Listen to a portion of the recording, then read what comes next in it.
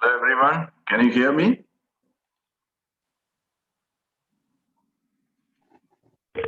Hello.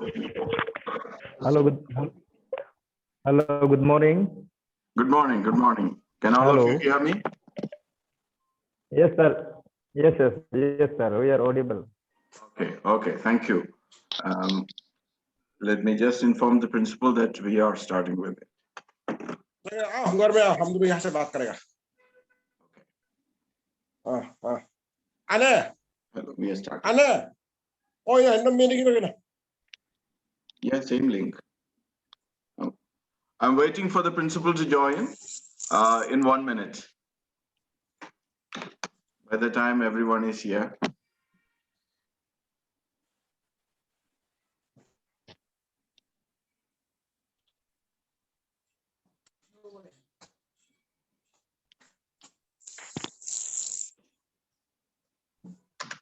Maybe a few will join in a couple of seconds.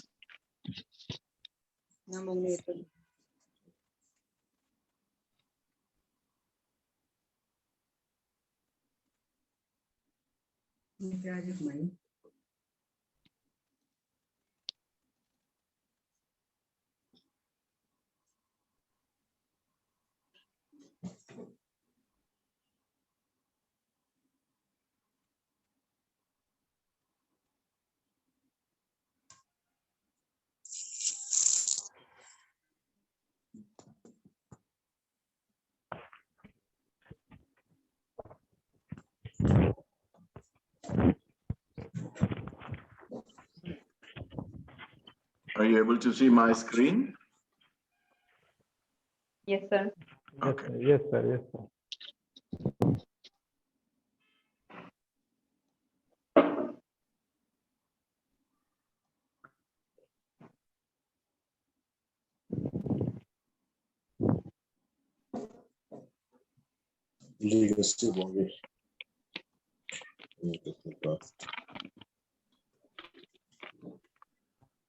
I would like to invite the principal to say a few words and then we will start with.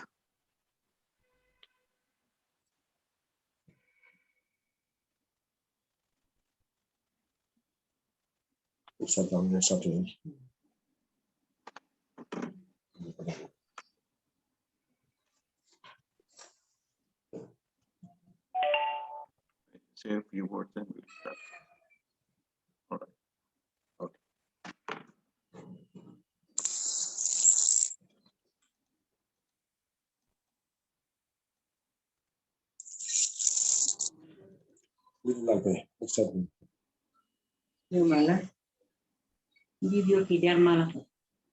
Okay, the principal has said that let us start with. Good morning, everyone. I hope that I am audible for you. Morning, sir. Right. I would like Yes, to yes, sir. Yes. ask you to mute your audios so that there is no unwanted sound coming in. As you see in my screen, a quote by Malcolm X. Education is a passport to the future. For tomorrow belongs to those who prepare for today. Although Malcolm may not be a great philosopher for all of us, but these words carry a lot of weight. It is a passport. Education today is a passport that allows us to move towards the future. And the future needs a passport. And that passport is education. Perhaps this new education policy is a renewal of our passport to go to the 21st century or beyond in an efficient manner so that we are able to sustain ourselves and preserve our presence for the future as well. Right now, this workshop is being arranged by Him International School on the advice of the CBSE on National Education Policy 2020. The objectives of today's workshop is just to discuss about NEP, introduce its important fact that is related to us, identify the areas that are very important for us, and make NEP known to all of us and be a fact that is spoken among us in the coming years, because it's going to get unrolled within a couple of months, and then it will continue unrolling for the next couple of years. The vision of National Education Policy 2020 is a comprehensive one, and it looks into the basic philosophy that we want to propagate when we speak about education. It's in order to create a vibrant knowledge society, and it purports to respect for fundamental rights, fundamental duties, and thus constitutional values. And then from appreciating our own democratic setup, we are moving towards the world that is changing very fast, and preparing ourselves for the next coming years, that is with values, skills, knowledge for being a global citizen, along with preserving our environment, looking at the sustainable development. So we are going to be, first and foremost, responsible citizens. Secondly, we are going to be responsible global citizens.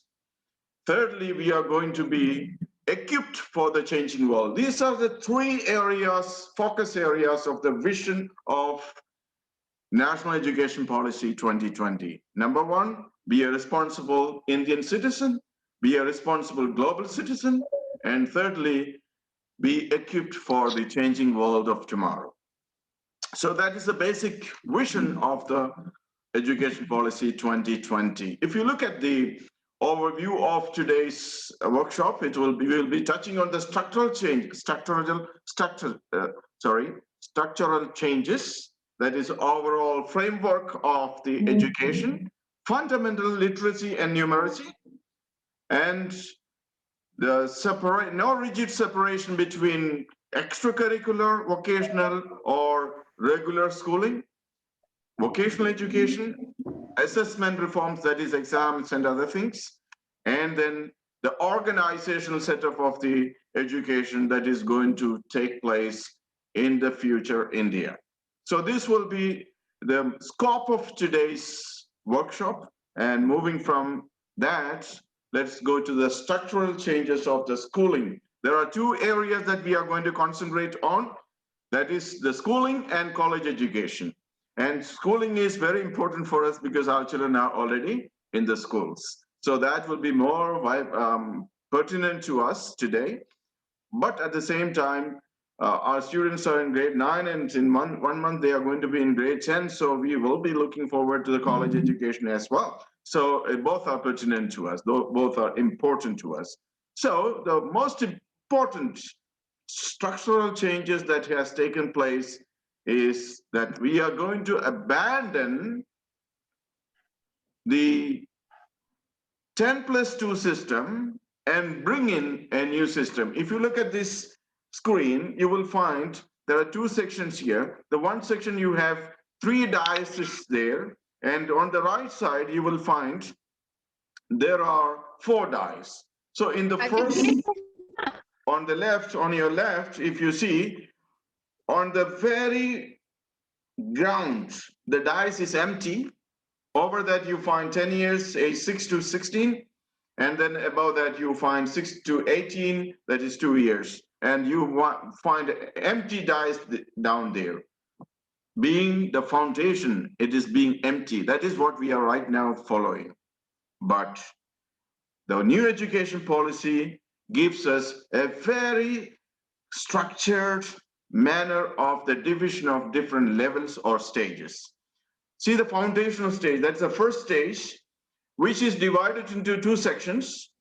Number 1 is the kindergarten section that starts from 3 years to 5 years, which includes, let us say, Anganwadi or pre-primary, pre-nursery and the nursery. In our system, we have LKG and UKG, and that is 2 years course. But now the new education policy proposes 1 additional year, that is the pre-nursery year, starting from age 3. According to Piaget, the educational psychologist, the first 5 years of the child's life is the most prominent, most important part of their education, because that is the time they get inculcate most of the values. They acquire most of the fundamental literacy and numeracy during those first 5 years. And these 3 years, starting from 3 to 5 years, is going to be very, very important for every child. And that is the reason why this is being emphasized a lot in the new education policy. And from there, we move to the preparatory level, preparatory stage. In the preparatory stage, we have classes 3 to 5, starting with age group of 8 to 11.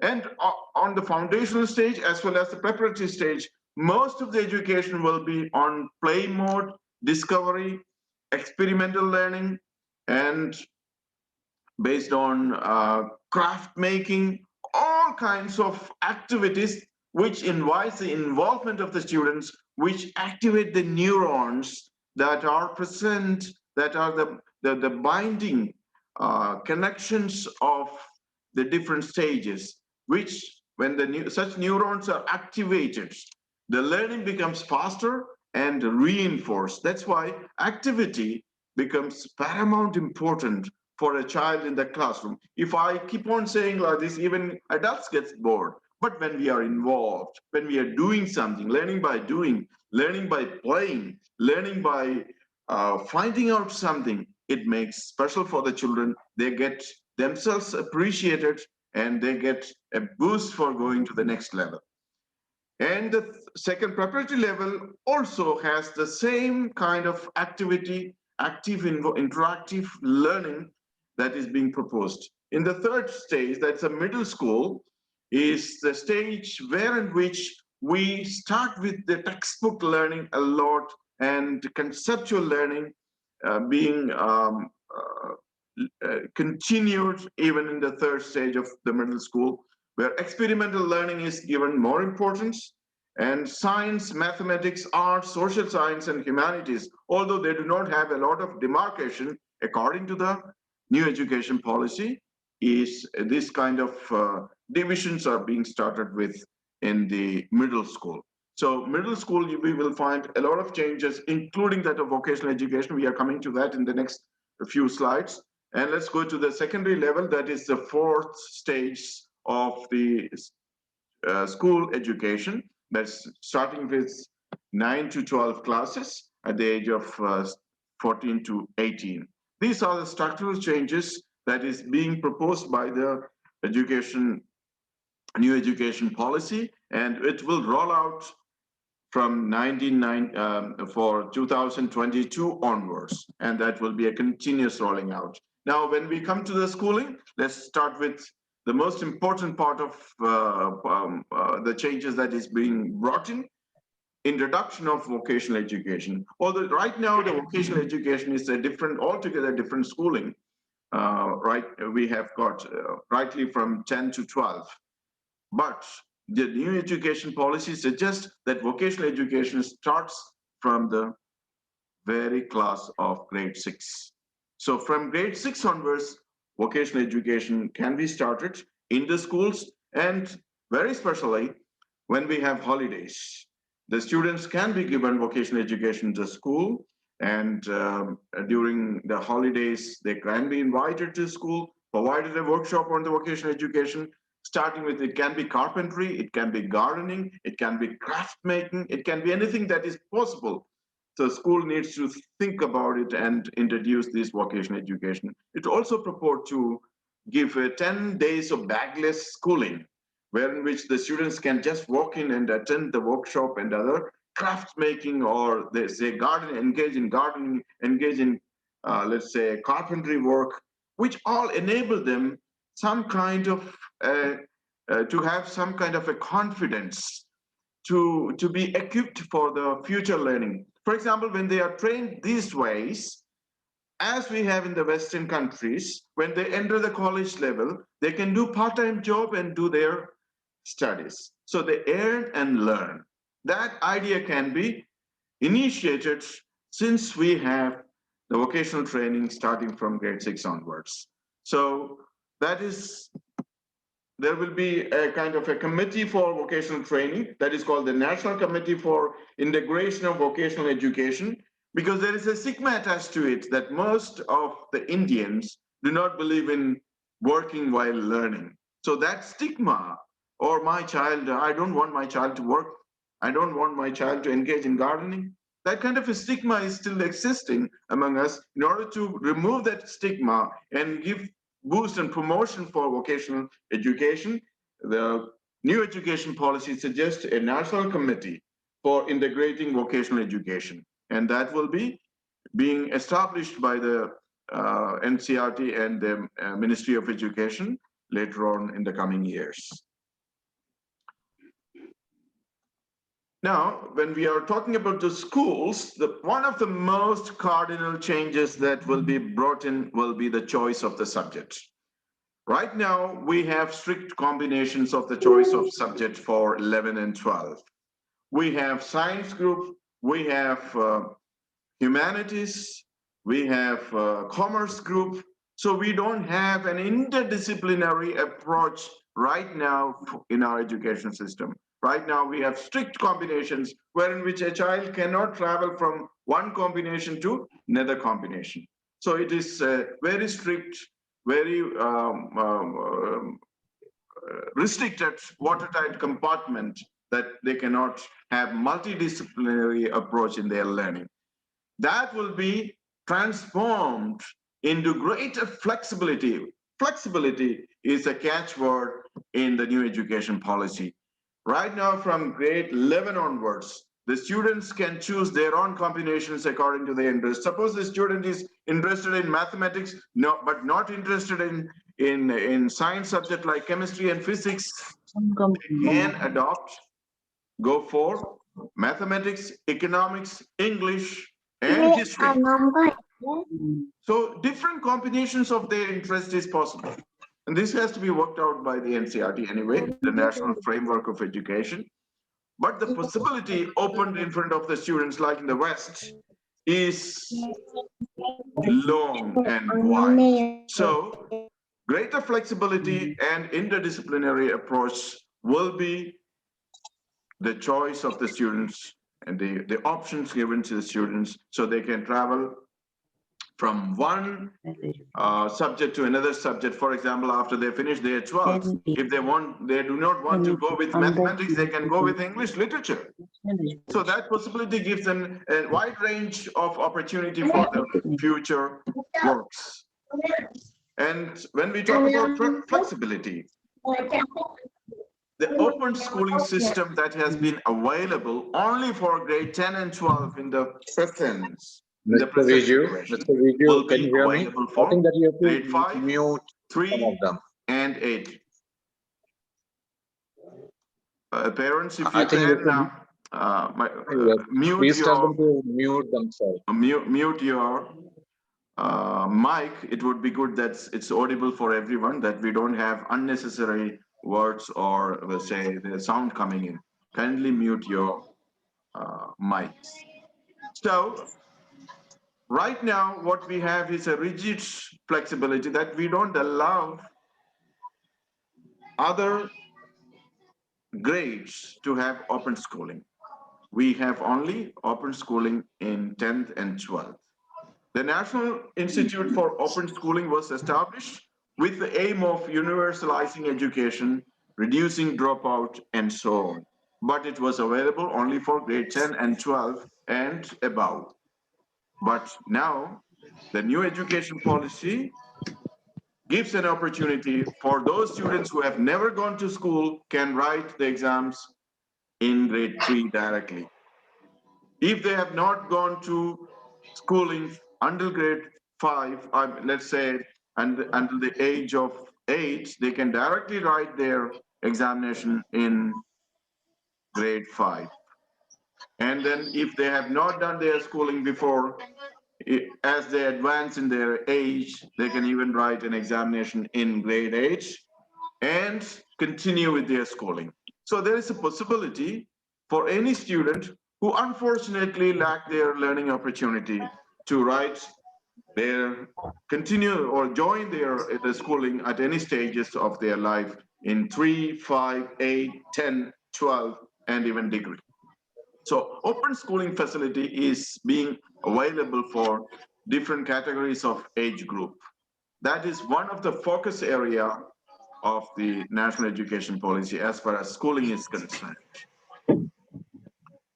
Now, the focus on more open schooling system can have one virtuous element. That is, we know that the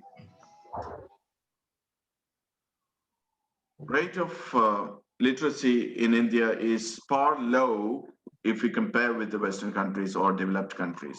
This can be overcome within the next few decades if we are having an open schooling system and make schooling available for those advanced age groups. So it will be a very important, having a very important role for accelerating the literacy rate in India. When we come to the next stage, that is the examination, the assessment area. Exams will be completely renovated. The assessment will be completely reformed according to the new education policy. Let's say the present day education system, the exams are based on marks. What is the marks gained by a student? According to the marks, the grade will be marked. According to the grade, they will be having opportunities for higher learning. But there is a shift from mark-based assessment system to outcome-based assessment. What the students gained during their schooling system, it will be a continuous assessment. How a student learn, how much a student acquire their knowledge, it's continuously assessed, and there will be no failing here. There will be no failing.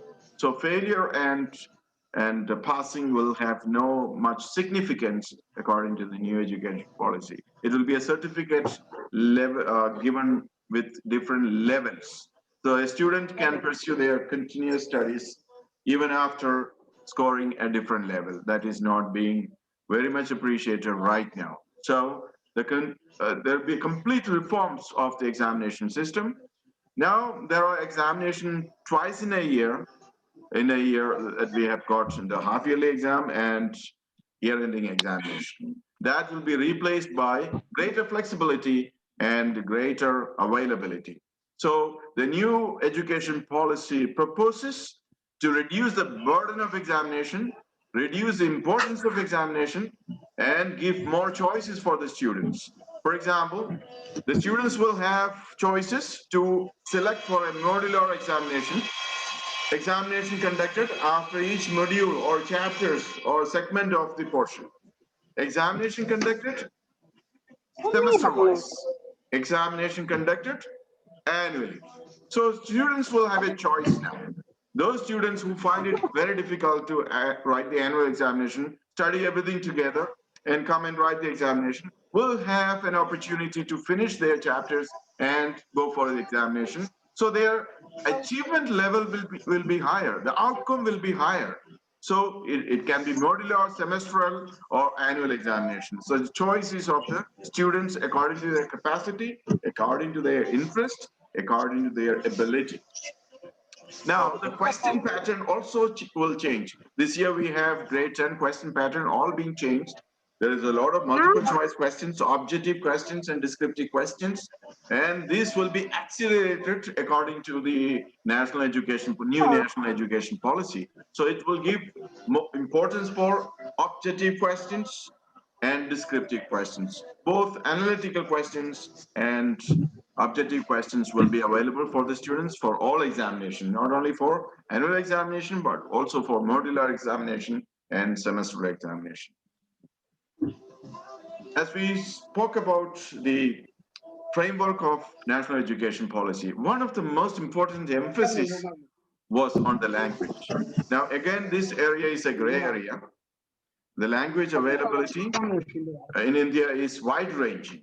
we have different languages in India. We are a country of jungle of language. So we have multiple languages. So there is greater flexibility as proposed by the National Education Policy in terms of the choosing the language. It is proposed that until grade 5, mother tongue should be chosen for the medium of education, or the local language should be chosen. So the education policy uses mother tongue, regional language, local language, all these terms. But it's not sure, it's yet to make a framework of language policy right now, although propositions are given, which language should be emphasized. One thing is sure, that teaching in mother tongue will be emphasized in the primary classes in the foundational stages than the higher stages. But the option for the schools to choose the language formula is still in the working out of the out of the ministry. So we will have to see how this is going to be implemented. What impact is it going to bring about in the school education? Because it will have a wide range of applications in the future. Now, moving from the school education to the college education, one of the most important impediment that we find in our present day college education system is entrance and coaching. There are innumerable coaching institutions all around in India, and students moving from and to through the coaching institution, they make a lot of money as well. It's a big business in India. So entrance and coaching will be given lesser importance in the coming years. Now, whatever we have is MPhil, PhD, and then we have other competitive examinations. All these have got a lot of entrance, coaching, and other learning difficulties, or say students who are at a lower are not able to go to the coaching institution, so they miss out all these opportunities. Now, many entrance examination, too much of importance for coaching institutions and rote learning has been the impact of this disorganized entrance system and coaching system that we have got in our country. And according to the new education policy, we will be moving from entrance, too much of entrance and coaching, to that of a national testing agency like that of the USA. In USA, if a student after 12th is writing a national test, national assessment test, they can get entrance in any of the colleges, any of the universities. There will be only one national assessment test in the USA. And that will be enough to enter any universities for any course. And in India, in the coming years, we will have a national testing agency. And this national testing agency will go for a common entrance examination. And once the children write this common entrance examination, they will be allowed to enter any universities, any colleges with that result. And two exceptions are given. One is legal and the other one is medical. These legal and medical field is right now exempted. MPhil will be removed, only PhD will be retained. So phasing out of the examination, entrance examination, aims at creating a knowledge-based applied learning procedures and practices with the common entrance examination in India. So that will be applicable for all through India. Let's move to the common entrance examination and its different aspects. So it's a movement from coaching or less coaching to no coaching. So coaching centers will slowly phase out. They will have to close down their coaching centers or start something differently. And then shift from rote learning to knowledge-based and applicable type of learning. So application and knowledge-based learning and examination will be applied in the entrance examinations throughout. The new system will be similar to that of, I have already spoken about the American system, the scholastic assessment testing in America. The focus is on foundational skills. What are the things that will be focused in the examination, in the common entrance examination?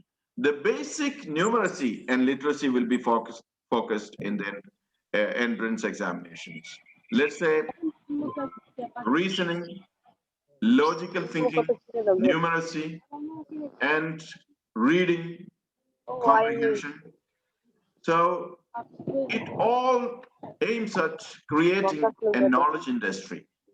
So a knowledge-based and knowledge-appropriate industry will be created where knowledge and application of the knowledge will be the main criteria for writing the common entrance examinations and getting their successful entry into higher education.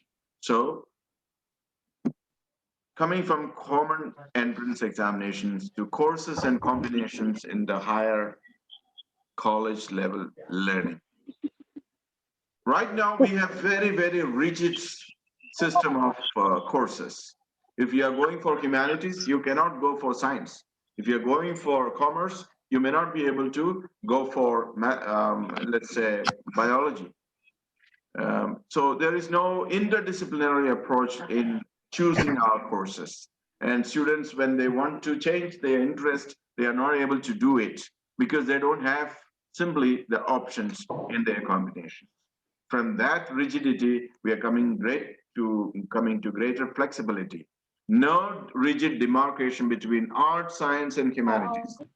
The students will be able to choose one of the subject from arts, one of the subject from science, one of the subject from humanities.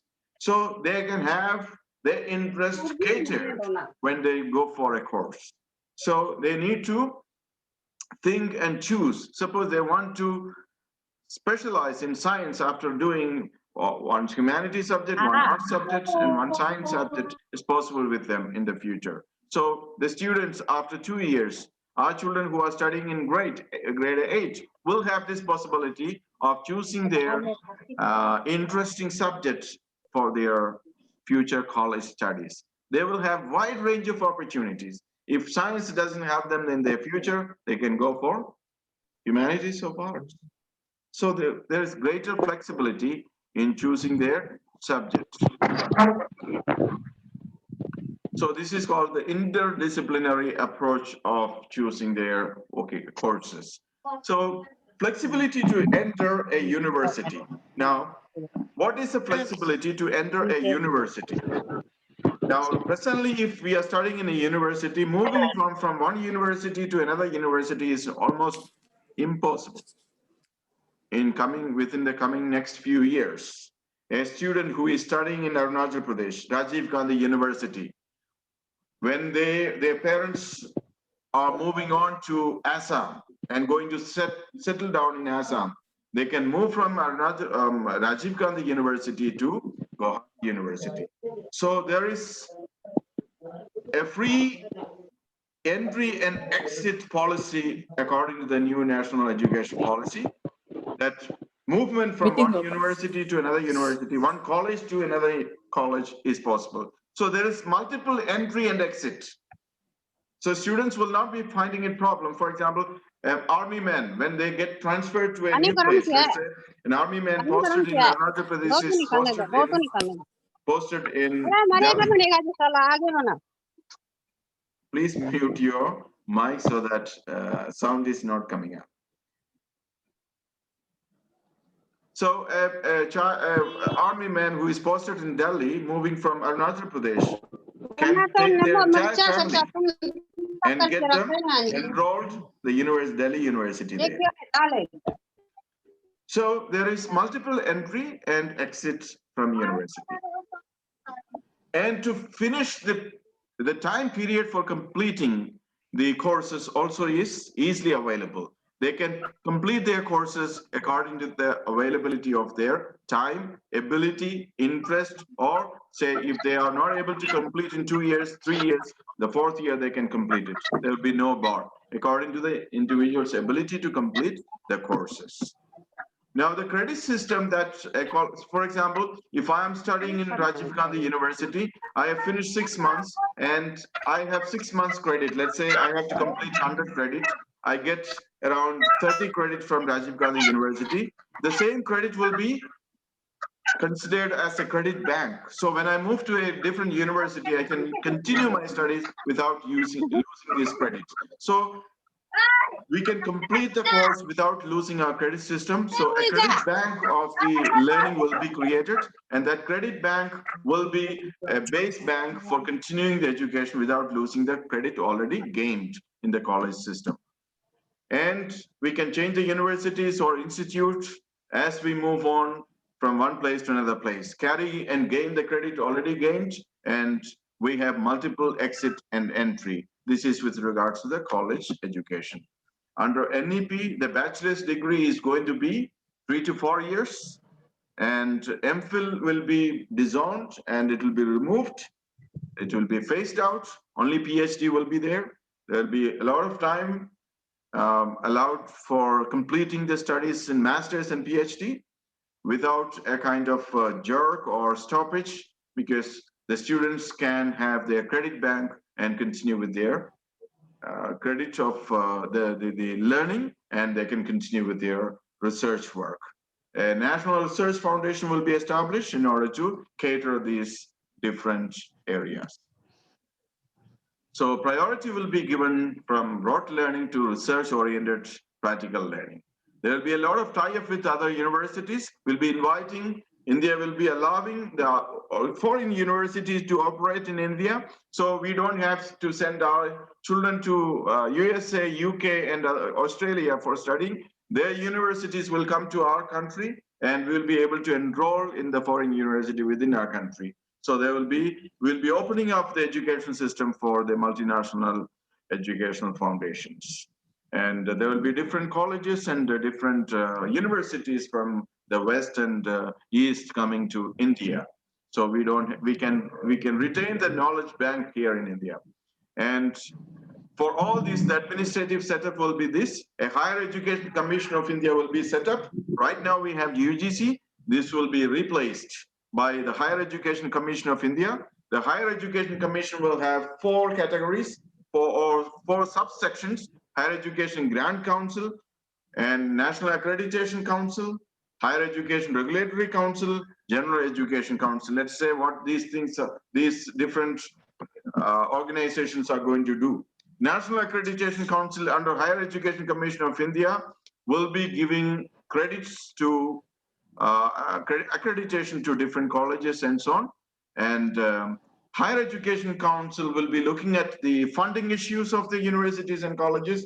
Higher Education Regulatory Council will be looking at the rules and regulations. They will make the framework of rules and regulations for the different universities and institutions. And the Education Council, Higher Education Council also will set up, the regulatory authority will set up the regulations, rules, and the Education Council, that is the General Education Council, will set up the standard of education. There will be visitation from the General Education Council to the schools, colleges, and so on. They will assess the performance of the schools and colleges.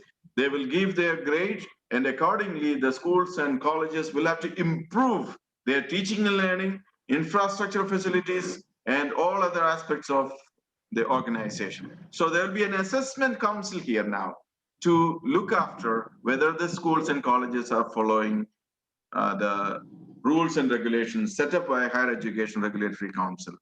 And the funding issue will be again a nagging problem. Slowly and slowly, more and more privatization of the education system will be brought in, and government investment in the higher education will be considerably reduced.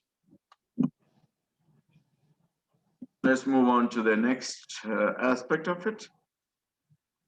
When we are going to roll out exactly practice these new reforms, it is proposed that from 2021-22, grade 9 classes will have the framework being introduced.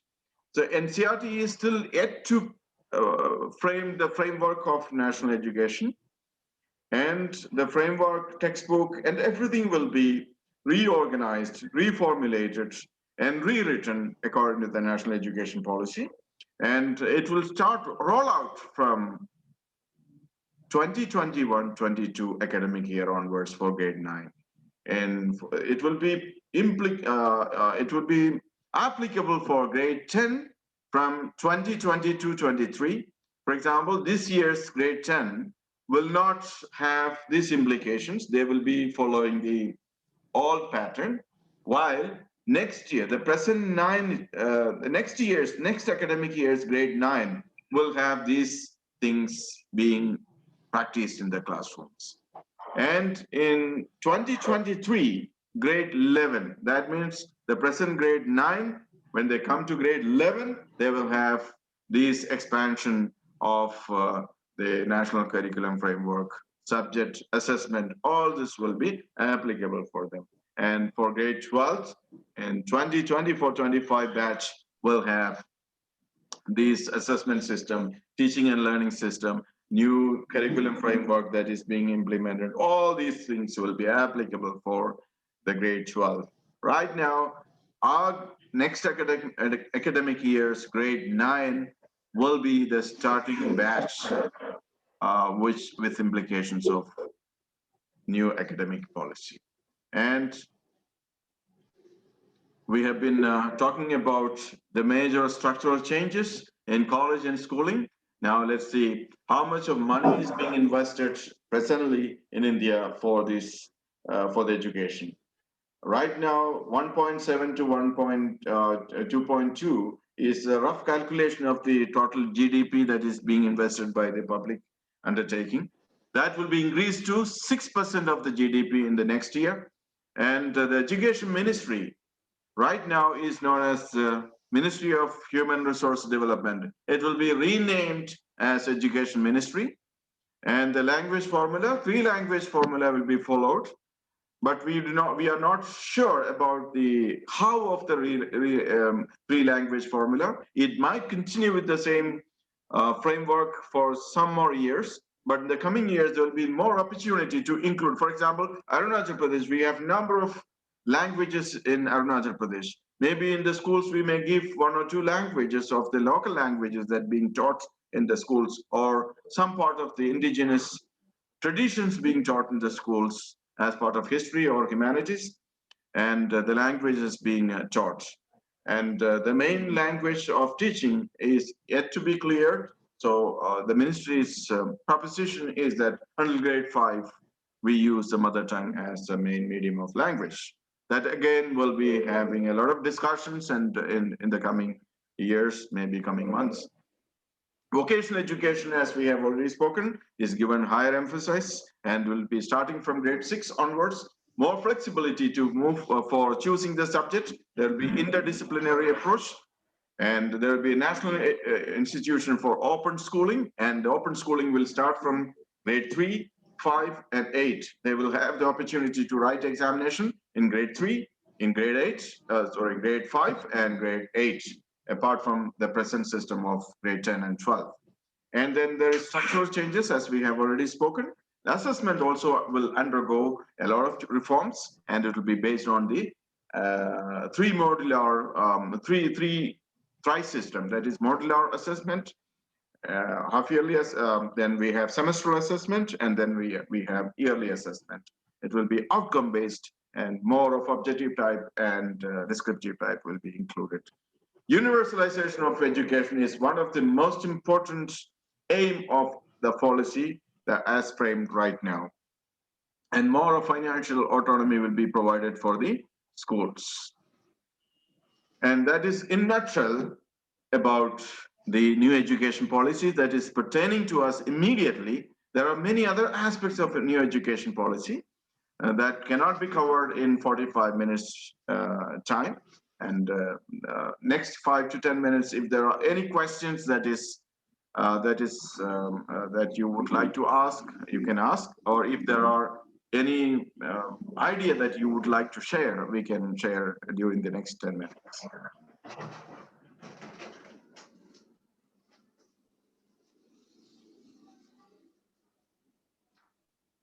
While you are asking questions or sharing an idea, please unmute yourself and ask.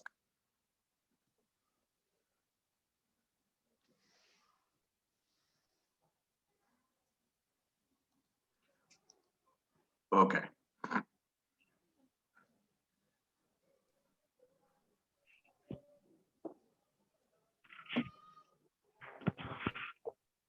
Sir, if you're speaking, please unmute yourself. Hello. Hello. Shoot Yes, your question, sir. So my word is in class standard 4 at present. Yes. So as per the new education policy, the fundamental preparatory is from class 3 to 5. So Yes, at present he is in class 4. Yeah. So this will be applied when he reaches class 5, or will be applicable from now onwards, sir? Right now, after the first year, after this year, Okay. next year when we start, 2021, the NCERT is yet to do the framework for the new education policy. NCERT has to make the framework, reforms has to be brought in, and it will take some time to implement. And a huge investment. See, when the government has proposed this new education policy, they do not just see the private schools. They have in their vision the entire government schools that are available in India, and where there is no nursery, no kindergarten schools. So all these changes will be gradually implemented one by one. So foundational courses like numeracy and literacy, and based on playway method, is already being practiced by the schools, but it will be given a definite shape by the NCERT from 2021-22 onwards. Okay, sir. Okay. Thank you, sir.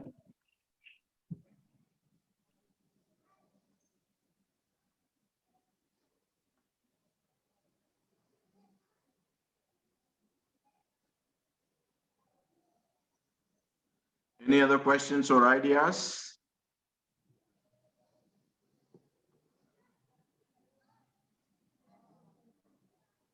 So let me come to the conclusion of this workshop. We may have more workshop based on the national education policy. The new education policy for sure will transform the Indian educational arena once and for all. It will prepare us for the 21st century skills and life, and it will take us on road to move ahead with the 21st century necessities, needs, and requirements. The saying is that Pericles is a philosopher. He says, what you leave behind is not what is engraved on stone monuments, but what is woven into the lives of the others. So what is written on the monuments may not be as important as what we do for the kids today. So what we do for the kids today is the writing into their lives. And the new education policy is a new writing into the future of our young generation. And definitely they are going to gain out of it. Definitely this is going to take us ahead along with the most developed countries and their education system, without losing the inherent values that India always cherished. Thank you, dear parents, for participating in the workshop, and we'll be looking forward to have more of your participation, more of your being in connection with the school. Be connected. We'll do the best for our kids. Thank you very much for attending. Thank you.